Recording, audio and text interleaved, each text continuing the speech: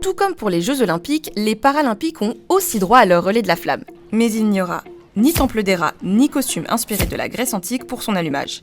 Et pour cause, celle-ci ne s'embrasera pas à Olympie comme pour les JO, mais à Stoke Mandeville, une petite ville d'Angleterre.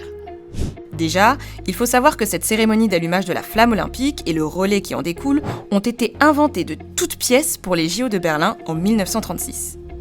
À l'époque, c'est Karl Diem, secrétaire du comité d'organisation des Jeux Olympiques et proche du parti nazi, qui eut cette idée. Elle séduit également Joseph Goebbels, ministre de la propagande du régime, qui y voit une occasion de promouvoir le Troisième Reich et l'idéologie nazie.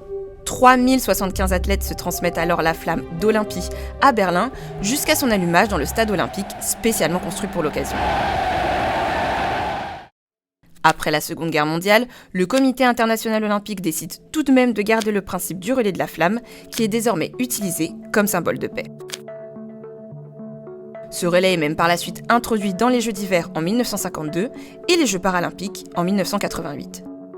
Mais tout ça n'explique toujours pas pourquoi il commence à Stoke Mandeville. C'est dans ce petit village d'Angleterre que sont nés les Jeux paralympiques. Nous sommes dans les années 1940 et le neurologue juif allemand Ludwig Guttmann, qui a fui le régime nazi, dirige un hôpital militaire à Stoke Mandeville.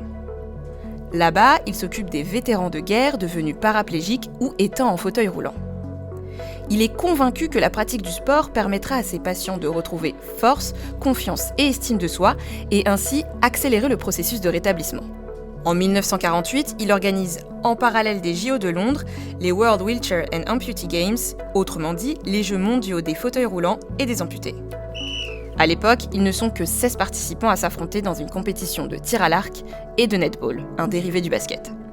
Mais au fur et à mesure des années, cet événement prend de l'ampleur et c'est en 1960 à Rome qu'ont lieu ce qui est désormais considéré comme la première édition officielle des Jeux paralympiques. De 16 en 1948, on passe alors à 400 participants venus de 23 pays qui s'affrontent durant une semaine sur 8 sports différents. C'est donc pour rendre hommage à Stoke Mandeville, où sont nés les Jeux paralympiques, que le relais de la flamme s'y élance. Pour cette édition de Paris 2024, la flamme traversera le tunnel sous la Manche pour arriver à Calais, où elle sera divisée en plusieurs parties pour parcourir la France hexagonale avant de rejoindre Paris pour la cérémonie d'ouverture.